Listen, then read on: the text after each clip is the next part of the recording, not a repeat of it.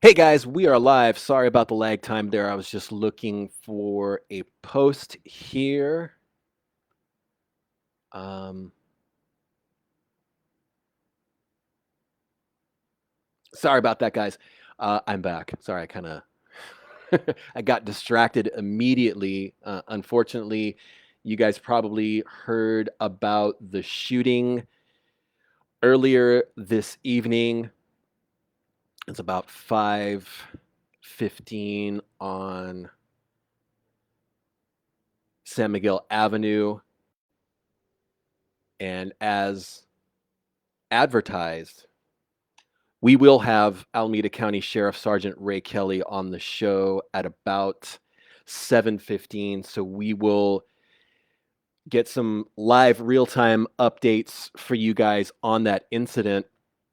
Before we go any further, let's give a shout out and a special thank you to tonight's sponsor, Forester.org.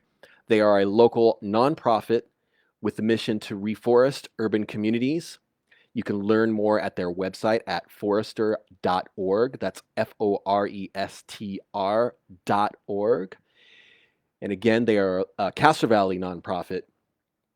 Their mission is to reforest urban communities, and they are also responsible for a lot of the trash pickups that you may hopefully see at the side of the freeway around Castro Valley. Like I said, they're a nonprofit, Castro Valley folks. Forester.org, Forester.org, if you'd like to learn more about what they do, or if you're interested in volunteering to help them pick up trash at the side of the freeway at some of the locations that they are at. I believe they do it every Saturday. And that's actually kind of a passion that I have myself. In the neighborhood that I'm at, there's a long stretch adjacent to the freeway that is kind of wide open, and more or less every morning I go and I pick up some of the trash that accumulates there. And let me give out kind of a PSA here. If you happen to be the individual who drives down the area of Foothill just past John Drive, and it seems like every day, my friend, you happen to toss out your bag of fast food. Sometimes it's Chick-fil-A, a lot of times it's Wendy's, sometimes it's McDonald's. My friend of mine, please stop. Knock it off. Every day I'm picking up your fast food garbage in my neighborhood. It's pretty much the same spot. So I think it's you. If you think it's you, and we think it's you, if you know it's you, please stop. With that said, again, Forester.org, Forester.org, if you would like to participate in the side of the freeway trash pickups that they do, that would be wonderful. As an aside, like I just said, I do it in my neighborhood, and it's incredibly satisfying. It feels really good to me to see a stretch that can be trashy. It gets really trashy. It feels good to me to pick up some stuff and have it look good. Um, I was inspired by the folks at Forester because I went out and saw what they did, and did a little bit of time with them on the side of the freeway over by Burger Island, which is where Wendy's and McDonald's is. Feels good to me to just kind of pick a little spot and clean it up. Maybe that will inspire you. I hope so. With that said, I guess, oh gosh, I'm all over the map here. Sorry guys. I'm supposed to be doing the roll call. So Kimberly is here. Good evening, Kimberly. Kathy is here. Hello, Kathy. I hope you're doing well. Dennis is here. Dennis is usually here. Good evening, Dennis. Dave is here. Good evening, Dave. Denise is here. Good evening. Annette is waving. A wave right back to you. Ronald is here. Greetings from North Carolina. I want to give a special shout out to Ronald because I've known Ronald for a bunch of years, and Ronald and his wife, Karen, are really good folks, and Castro Valley misses you guys. Let's go here. John, good evening. Good evening to John. Um, Looks like we got kind of a troll happening here. That's fine. Karen, good evening to Karen. Karen is saying there are plenty of garbage cans on the boulevard for people to throw their garbage in. I agree. Please keep Castro Valley clean. Good evening to Elda. How are you doing tonight? It looks like Misty is listening and Misty is waving to John. I think I know who Misty is. I haven't seen Misty for a very long time. I used to see Misty all the time on Redwood Road. I hope I covered everyone with a roll call. By the way, sorry guys, my name is Robert, and we do this kind of old school radio talk show every Tuesday at 7 p.m. It's kind of a cool thing for us to all kind of interact and talk about issues and things of the day and things that are happening in our community. And like I just mentioned, there was a shooting, 5:15, I believe is the exact time, on San Miguel. Let me find the information here. Yes, it was about 5:15 was when it was reported. 2 individuals are injured in the 19800 block of San Miguel Avenue. Responding deputies pursued a vehicle associated with the shooting from Castro Valley into the Rockridge area of Oakland, where suspects fled on foot, and there is currently an active perimeter and search happening at that area.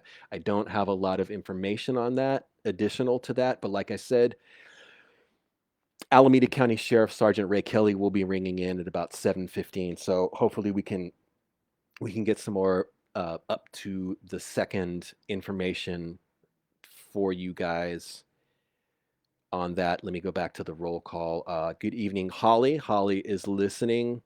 John is offering safety vests for folks picking up trash, and I appreciate that. That is awesome. I have one, but the folks at Forrester might need some additional ones. I'm pretty sure they have some too. But thank you so much, John. John, you are an awesome gentleman. I appreciate all the positivity that you bring to the show and that you bring to the community. Mr. Todd Anglin. Mr. Todd Anglin. Todd, welcome to the show. Thank you for listening. And if you don't know who Todd Anglin is, Todd is involved in the Rotary, the Chamber of Commerce, and Todd does a ton of stuff to improve and make our community better. He does a lot of things behind the scenes. Todd is not big on having his horn tooted or having anyone sing his praises, but I'm doing it right now because Todd's an awesome guy. A lot of cool things and a lot of great events that happen in our community are the result of Todd Anglin's volunteer work for our community. Emily is asking, is there a news helicopter out? Because you hear a helicopter, and you probably do because there was a shooting on San Miguel, and that is probably why you hear a helicopter in that area. That's helicopters are one of the biggest things that we get messages for, and bless your hearts, I appreciate it. And a lot of times these helicopters are just, I'm going to call it a whirlybird. I think that's probably an antiquated term for a helicopter, but a lot of times, unfortunately, there have been times where helicopters have been holding it above Castro Valley to land at the Hayward Airport, and people, I mean, literally there were a couple times where helicopters were just stopped above kind of the area where Luca Deli is, and it raised a lot of eyebrows in town. So if you hear a helicopter or see a helicopter over Castro Valley, it's not always because something bad has happened. A lot of times it's because some of these helicopters are holding to land at the Hayward Airport. And also a lot of the helicopters sometimes are holding to land at Eden Hospital, because Eden Hospital is a trauma hospital. So that happens a lot of times. But unfortunately, This is one of those times where it's probably a news helicopter because of the multiple shooting that happened in Castro Valley earlier today. Hang on a second.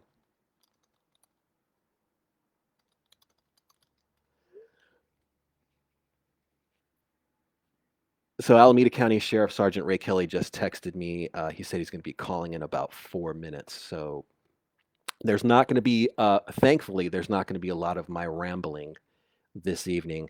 Let me go back and see if there's anybody else I missed in the roll call. There were a couple other things that whoa, I can actually cross some stuff off this list here. That's cool. There's 3. Whoa, there's 4. Holy moly. Real quick, if I can give this to you in about 4 minutes, I did speak to someone with Rite Aid, and I know a lot of people are scratching their heads and have raised eyebrows about what's happening with the interior there. There's a whole chunk of their floor space that's blocked off. I heard hot off the presses today, some of their merchandise is being consolidated so it doesn't look like the store is as spread out as it has. And they are still actively looking for other people, businesses or what have you, that may be interested in actually leasing or renting out some of the floor space there. So that's what I heard today. Hopefully they can find someone who may be interested in that floor space. So people are still that's not even a word, are commenting about the helicopter. Todd is mentioning PG&E choppers have been doing that for a while. I'm pretty sure if you're seeing a helicopter near downtown, and if it's circling, it's probably a news copter for the shooting on San Miguel. There probably will be 2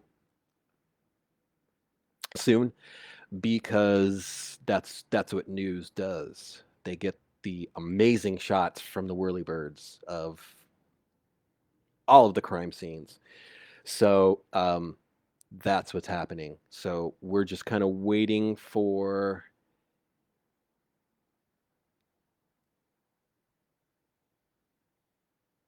the sheriff's department to call in.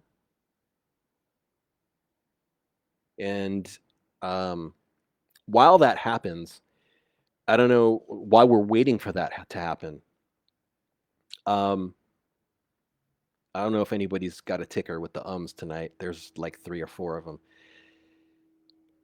Today actually is the 1-year anniversary where the Bay Area was put under the shelter in place. And I'm not going to ask you guys if it feels like a year, because it probably feels like it's been 2 or 3 years.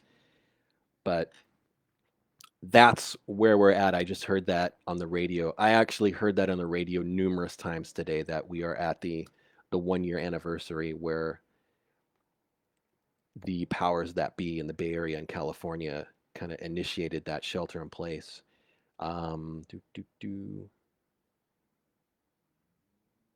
SC Weed is saying there was a shooting on Somerset. There was a double shooting on 2 people were injured. And in a couple moments, we will have Alameda County Sheriff Sargent Ray Kelly on, and he'll give us some updated information on that incident. And I know we had arranged Ray to come on the show a couple days ago to answer some questions that you guys posted, and we will definitely get to. There's quite a few questions from folks here that we will hopefully get to. There's a couple questions that maybe I can give you guys some insight to. Derek is mentioning 2 concerns, and let me get to the first one because it's something that's been going around quite some time. The group of kids who ride their bicycles in and out of traffic while they're doing wheelies without helmets. He's under the impression there's some kind of law where you had to wear a helmet. That is true. And these teenagers, these young individuals on the bicycles, Both the sheriffs and the CHP are aware of them. They have been. I've seen CHP contact these young individuals on their bicycles over at the Wendy's over here, and basically, if you see these young individuals not obeying traffic laws on their bicycles, it's best to call CHP or the sheriffs. And I'll give you CHP's number for the office on Redwood, 510-581-9028.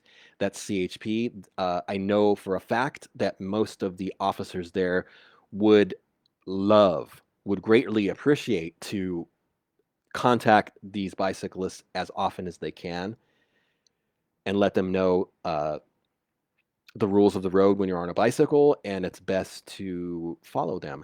And also, if you feel inclined, you can also call the sheriff's non-emergency number. That's 510-667-7721. Either of those numbers could be used. And here we go. Here's Ray. Hey, Ray, how are you? Good, Robert. 7:15, I believe. Yeah, you're on the dot, Johnny on the spot. Okay. Yeah. Are we on the air? We're on the air. We are live as we speak. Okay. I know we were going to get on the phone tonight and talk about, I'll give you an update on community-related issues. We can do a little bit of that. Right now, we're actively working what's going to end up being a homicide investigation on the 19800 block of San Miguel, across of Somerset. Okay. About 5:15 this evening, just a couple hours ago, we know that there was a shooting there. Appears there were at least 2 victims shot. One died. The other's at the hospital, serious condition. Our deputies responded to that incident. We were able to locate the suspect vehicle as it fled northbound on 580 toward Oakland. And we were able to pursue that car. We lost sight of it for a little bit and then found the car abandoned over in the Rockridge district of Oakland off near 580. And then spotted one of the suspects, and we now have a very large perimeter set up. We believe there's multiple suspects contained in that perimeter. We have our drone team there, the Oakland Police choppers up, as well as a lot of different officers from our allied agencies, Oakland, Berkeley, CHP, and our office as well. So active scene underway as it's connected to, we believe, that shooting on San Miguel, and we're doing our best to figure out what's exactly going on. So is it believed that the victims were residents of that street, or? I don't know the details of that. I believe the shooting occurred on the street near a vehicle, or possibly related to a vehicle. We obviously know the suspects were in a vehicle, so not sure if it's related to a particular house. Was there a break-in prior to that? Was there a robbery prior to that? Don't have a lot of those details. It's very fresh right now. Gotcha. And I don't want to get too far ahead of our investigation and cause any issues for our detectives. So gotcha. That's about the best I got on it so far. But people in that neighborhood, I know a lot of people have cameras, have the Ring doorbells, have the surveillance cameras on their homes. If they could check in that neighborhood and surrounding neighborhoods going toward the freeway at about 5:15 or even a little sooner. And I don't even have a vehicle description at this point, but for anything speeding vehicle, anything looks suspicious, let us know. Give us a call. Definitely. And that would be 510-667-7721. Yeah, 24 hours dispatch. Yes. Good stuff. So I'm sorry to report that now. I am too, but I hate to have to report bad news, and but unfortunately, we're seeing a lot of different types of gun violence going on right now in the community, and Castro Valley is not immune, but it is very sad, very unfortunate. We'll give you guys more details on all of this in the next day or so, and I'm sure we'll be able to identify who our victims are and get some public outreach, and hopefully we catch these folks tonight. Yeah, I agree. So pretty brazen crime, pretty brazen. Yeah, especially do if that in the daylight. afternoon. Yeah. Yeah. And with the time change, everything's lit up. We're daylight now. Oh yeah. Oh yeah. Yeah. Yeah. So I have no doubt our investigators, our partners in law enforcement, will get to the bottom of this. But unfortunately, for at least one person, it's a sad day. Do you know? Do you have an amount of how many suspects there were? All I know is multiple. I don't. Okay. I don't have a total number yet. Okay. More than one for sure. Gotcha. So anyone in that block of San Miguel, what was the block again? 19800 block. I think the nearest cross up there is like Somerset. But I would ask community members all along that corridor. Yeah. And off of the side streets as well. So down to the boulevard, all the way up Somerset and over, and the surrounding streets. LCR. Take a look at your cameras. Definitely, and that stuff is vital to all of the investigations that you guys do. Well, those camera footage that our community members have is because what it does is it gives us a play-by-play and a timeline. On those videos, we can see people coming into town. We can see them on different blocks at different times.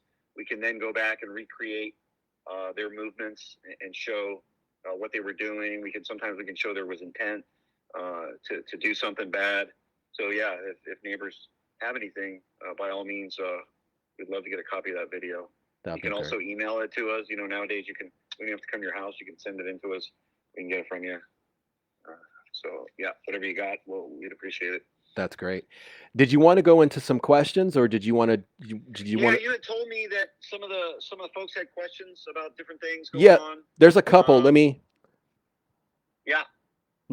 check through here and see. Of course, there's the question about the kids on the bicycles, and I kind of addressed that because I know you guys and CHP know about them, and basically. You're talking about the kids doing the wheelies down the street and all that, the little packs of kids. Yes, sir. Yes, sir.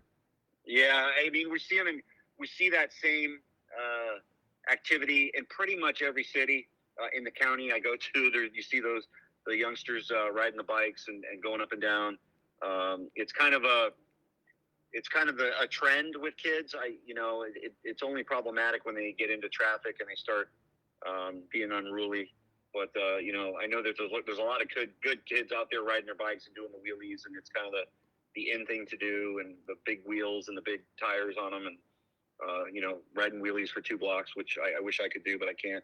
But yeah, it's just, we're more worried about the kids getting hit by a car and disrupting traffic, and some of them have been a little unruly. But yeah, by and large, we see them in every community. And it's just kind of a sign of the times. And I think you have to factor in COVID and kids being out of school. And, it's something that's become popular in the last year or so. And we just got to, phone it in if you see these kids doing something that's of concern to traffic. But, we're going to warn them and tell them to stop. So. Gotcha. Jared is asking what can be done about motorcycle and car clubs that are zooming down Redwood Road. Yeah, so the traffic issues are a hot issue right now. It's traffic cameras are coming back into being popular again, where they were very popular, but now I was looking at the news tonight where a lot of different cities are thinking about going back to traffic enforcement camera systems. But we can do traffic enforcement the best we can with CHP. In Castro Valley, you have 2 agencies that do traffic enforcement. Obviously, CHP is the lead. We supplement them. We do plenty of traffic enforcement when we can. But a lot of it depends on resources and the availability of our units to be available to just go do that kind of work. And unfortunately, this year we've kind of taken a hit to our budget. We've had to reduce some of our patrol units and services in the unincorporated districts, and as a result of that, we have less officers out on the road, and our budget as a county took a big hit due to COVID and the pandemic, like most counties and cities, and so we've had to adjust, make some shifts and changes. But we're willing to go out and do stuff. If people have stuff, they can call us. If there's particular areas of concern, you can call our motor unit. You can call our office and let us know, and we'll come out there and do those enforcement. So we try to target areas that we get a lot of complaints. Betty has a concern about illegal fireworks in the Grove and Center Street area. More than annoying, all hours of the day and night, at least 2 to 3 times a week. Is that something that? Well, so call those in. Obviously, we'll come and patrol check them. Are they coming from a residence? Would be my question. Or are they coming from an encampment over there? Fireworks this time of the year is kind of rare. Usually we see them in the summer, 4th of July, and around New Year's. So obviously someone's got extra time and extra money on their hands to be setting off fireworks in March, maybe for St. Patrick's Day. I don't know, but call that in and we'll send out a unit. And if we can recover those fireworks and stop it from happening, it'd be great. Yeah, totally. Let me see if there's any other questions here.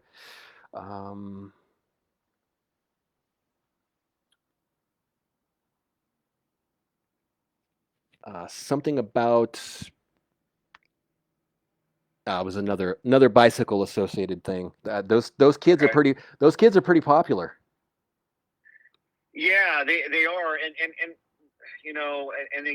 I know people get annoyed with it, and they get upset by it, and they think that the kids are out to do badness. But a lot of those kids actually are good kids, and they're doing what we were all kids at one time, but they're doing what teenagers and kids do, and so we need to be mindful and talk to them where we can, let them still be out, ride their bikes, but we don't want to overreach and punish kids, but we want to keep them smart. And I think you can interact with kids in a positive way. When they start to get disrespectful or rude or start to really impact the community, then I think you kind of maybe take it up a little bit. But by and large, they're kids. They're doing what kids do. And you got to remember, our youth have been through a lot in the last year. Yep. We've asked our kids to do a lot with homeschool. No graduation. And their lives aren't the same, just like ours aren't the same. So, but traffic issues are hot issues regardless. And Castro Valley is a very busy place for traffic. It's kind of the crossroads for a lot of different freeways and roadways, and people are cutting through town to beat traffic. And so, the boulevard gets busy. During the evening hours and the mornings. Well, during the day too, with things opening back up, traffic is definitely bouncing back. Yeah, it is for sure, and it's which is a good thing. The county's going to move again. We're in the red tier. I think we're going to hope to move up another tier into the orange tier next week, maybe potentially. And our COVID numbers are looking good.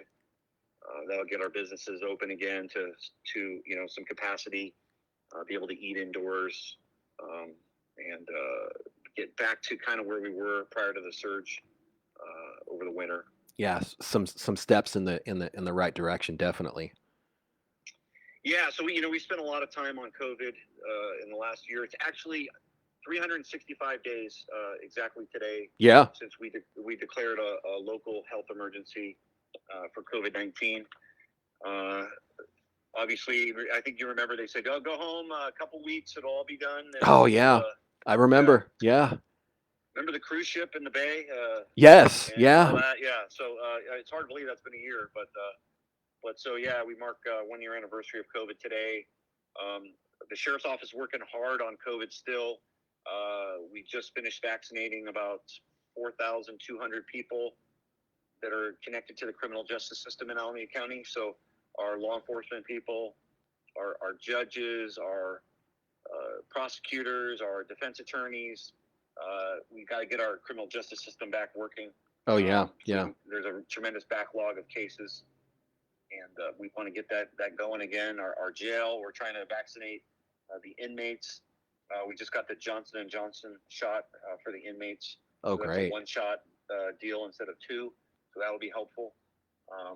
Some good reviews on that. A lot of our deputies have taken the vaccine, so that's good for us. Yep. That should also give the public some comfort knowing that when we interact with you, we're vaccinated, and our people will be healthy. Unfortunately, we lost 2 employees during the pandemic so far to COVID.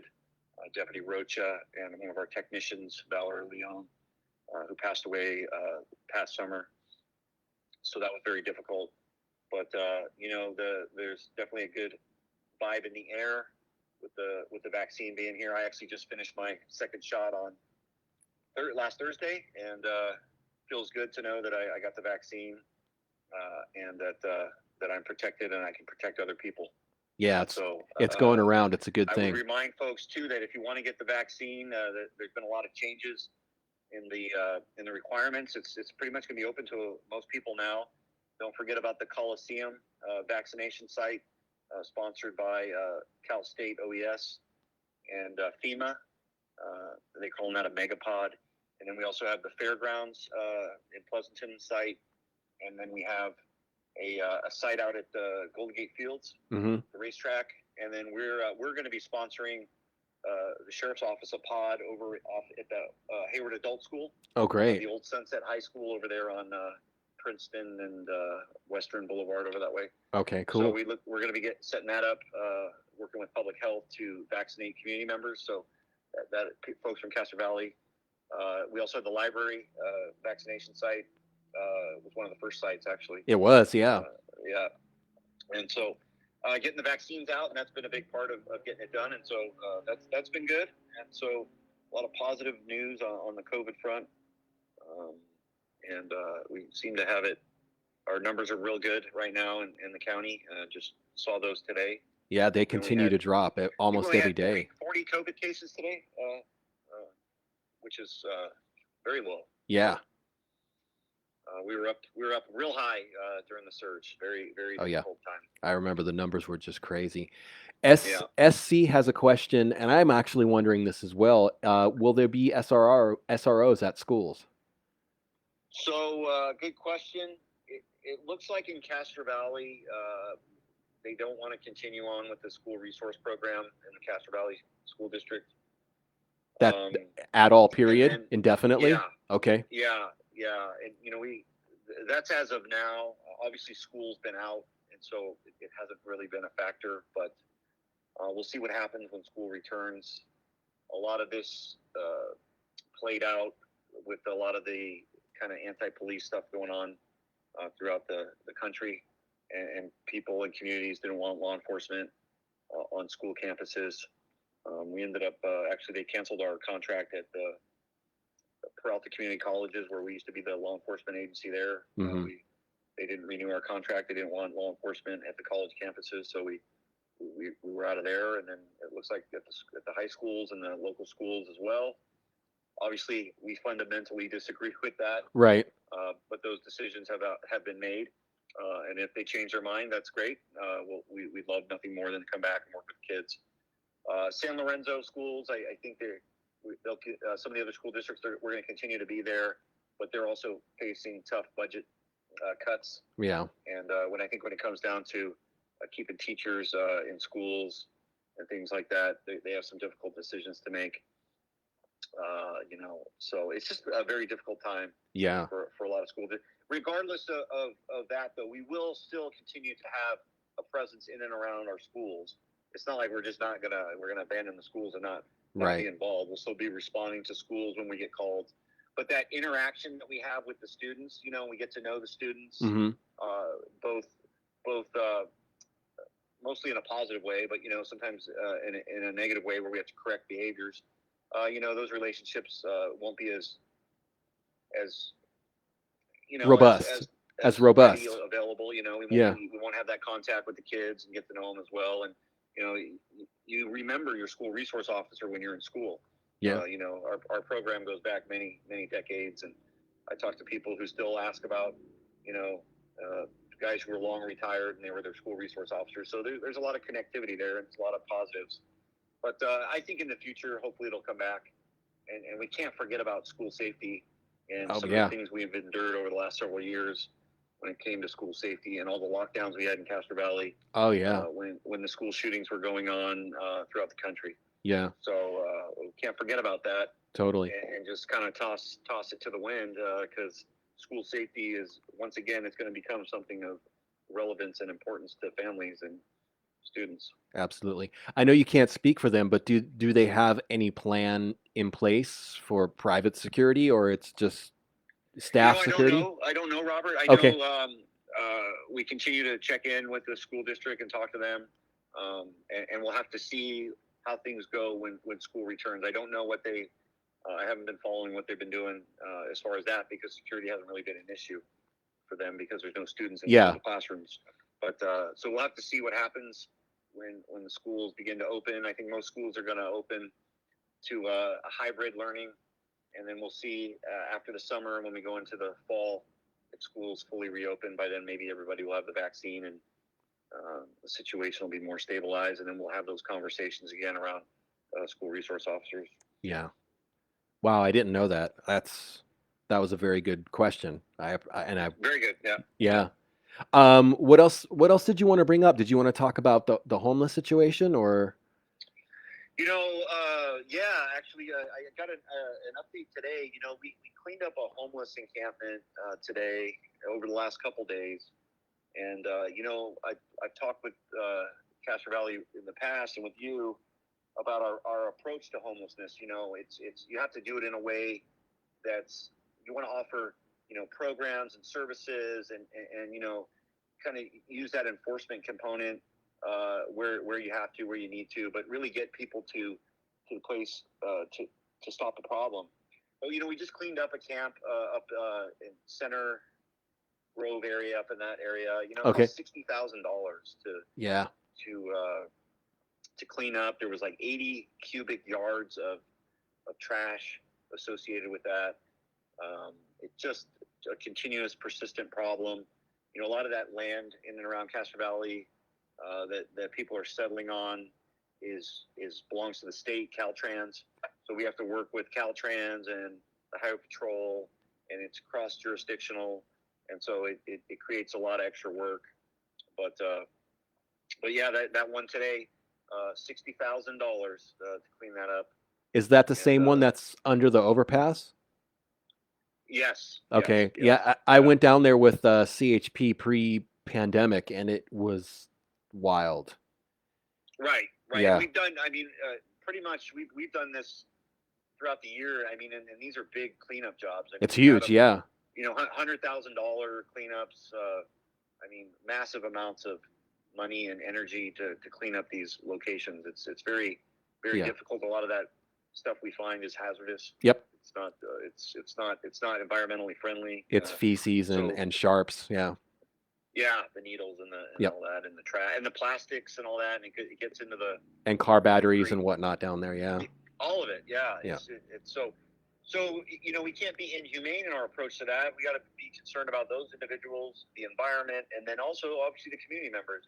Community members have been more than patient and kind to our homeless problem, and so thank you to everybody for being fair. And I know some people very frustrated who live close to those spots. Yeah. But we have a full-time team that's assigned homeless liaison officers. They spend every day down in and around the camps, and they talk to those people, and we try to get them to services and to programs. Got some of them into the hotels during the pandemic, offering them, vaccines, working with community-based organizations. So, but you can only go so far. You can't force people to do things that they don't want to do. Correct. Did that change recently? Because due to the pandemic, a lot of the regulations or policies for the camps was kind of kiboshed. Yeah, well, so we were early on in the pandemic. We were very concerned about the homeless population and COVID, and it turns out that the homeless population was, as far as the virus goes, and all of the data that we ended up getting, was not severely impacted by COVID the way That's great. Congregate living settings were, or the way certain work environments were, and so actually our homeless population did rather well and a lot of our homeless in the county, we were able to get them to safe spaces through different grants and programs at hotels, get them situated. And so we actually avoided a big COVID surge within our homeless population. So we got very, very lucky there. That's awesome. Yeah. And you know, a lot of people who live with homelessness, they don't interact with a lot of different people. So they kind of stay to themselves, and they stay within their encampments, and they don't go outside of it. So we didn't see a big surge in the homeless camps. That's awesome. Now, you mentioned that there were some staff reductions. What is the breakdown of staff in Castro Valley and in the unincorporated areas? Well, I can tell you we're probably down about 15 positions at our Eden Township division, which patrols Castro Valley, San Leandro, Cherryland, Ashland, parts of Hayward, the unincorporated districts, all the way out to Livermore, the rural parts of the county. And so we had to make some budget cuts. And so we couldn't reduce our jail. Our jail right now is going through some legal mandates where we have to fully staff our jails, and we've been having a very difficult time hiring people to want to get into law enforcement, which creates a gap. You know, we have people retire with attrition. It's hard to keep our ranks full. Not a lot of young people wanting to get into law enforcement. It's kind of not a popular thing to do, given the times. But what we're trying to do is balance all the limited resources that we have, and so we're filling our vacancies with overtime spots, and we have a mandatory minimum shifts that we're going to send out. So we're not going to go below a certain amount of patrol people. But when it comes to doing extra stuff, like we talked about traffic, some of the extra things that we could do, we may not be able to get to those things as quickly as we would have liked to when we had more people. But Gotcha. our services are not diminished. They're just not as high as they were pre-pandemic when we had more deputies and more resources and more money and more resources available. So in Castro Valley specific, are there 3 cars out here day and night? More than that. There's more than that. Okay. Yeah, you guys have 2 sectors up in Castro Valley. Right. Sector 3, Sector 4. There's probably at least 3 cars per sector. Okay. Then you also have other adjoining sectors that will fill in and come into Castro Valley, including our Tri-Valley substation. And then you have extra units on patrol throughout the day and night, whether they're assigned to our crime prevention unit, our different specialized units within our investigations bureau. And so there's always a lot of officers out and about and patrolling, but we've had to cut back a little bit in some of those units, and we've left positions empty for now, with the hopes to fill them when we can fill the agency up as a whole with more deputies. So the more deputies we can get them through the police academy, get them out, trained out, and then get them out into the field.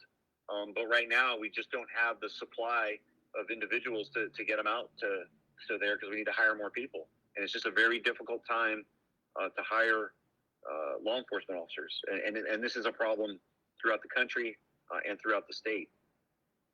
But, leads back to what you mentioned about some of the learning establishments not wanting the SROs on campus. It's a different temperature for law enforcement now. Oh yeah, for sure, absolutely it is. And we have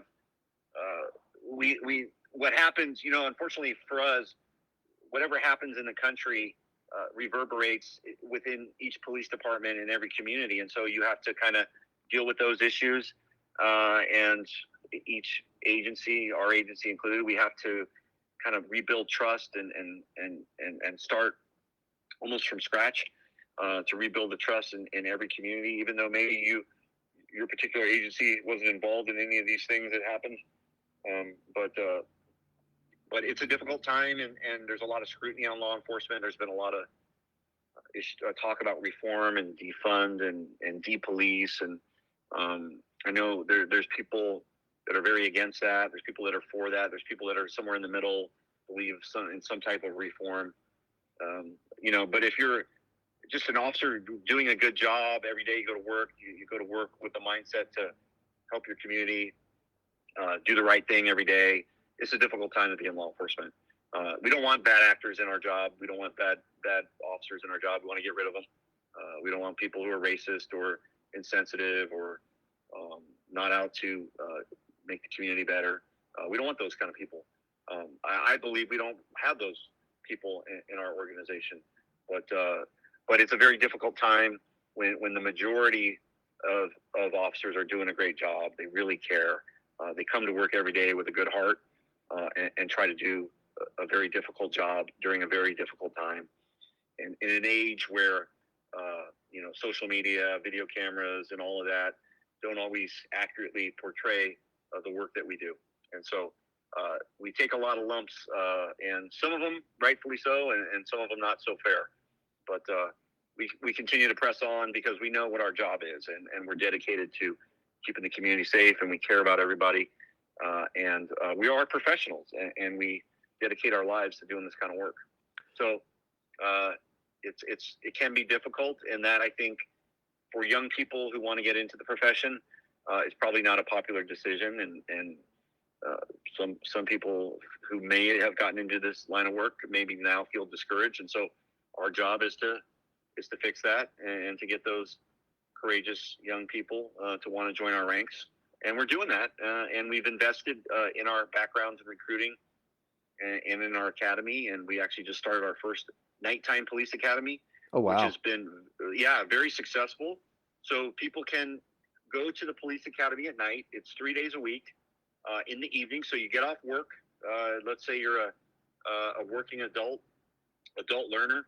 You can work your regular job. A lot of these folks in our night academy have families and kids, but they want to get into law enforcement, but they can't afford to leave their jobs. So they're putting themselves through our nighttime police academy. We started that back in beginning of January. We got about 50 people in that program. It's been very successful. The class ranges in age from like 21 years old to 52 years old. Wow. So all walks of life, a very diverse group of people, and really a cohesive group. I just saw them the other day, and they're doing a great job. So that's another opportunity that we got. And then we have our regular police academy. We're going to be graduating. We just graduated one. Hope to graduate another one here in May. Start another one in May. And so we need at least 200 plus more deputies to get the agency to a spot where we're very healthy. Where are we at with zero bail? Zero bail continues on. Actually was looking at some of the numbers today on that issue. So 365 days ago, our jail population was 2,600 people. During the pandemic, we de-incarcerated or decarcerated our jail. That population went down to about 1,700. Slowly over time, that's gone up now to about 2,200 people in custody at any given time. The most of those individuals left in our jail are in there for serious offenses. About 27% of that population is in for murder or attempted murder, and most of the people left in our custody are in for serious offenses. So whether they be robberies, crimes against children, crimes against sexual assaults, homicides, and so anyone that could have gotten out of jail possibly is out of jail. So the guy that we don't have people in jail for stealing candy bars and stuff like that. They're serious individuals in our custody right now. And so the zero bail remains in effect. It's been a whole year. There's been issues with it, and it'll continue for 90 days past the end of the pandemic, whenever that is. Nobody knows what that is. So we continue to do it. We have some tools now available to us to hold individuals in custody who we are able to write an affidavit, show the court that these individuals should have a bail and or be kept in custody. And so where we believe people are a threat and zero bail should be scrutinized on those individuals, we file those affidavits and try to keep them in custody. So those repeat offenders, we've had people, 12, 15 times cycle through jail, Wow.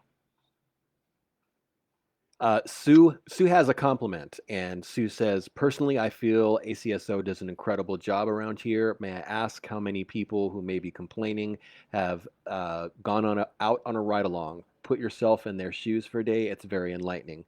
And from one who knows, from numerous ride-alongs, it's definitely an eye opener. And unfortunately, due to the pandemic, the ride-alongs are not happening. But yeah.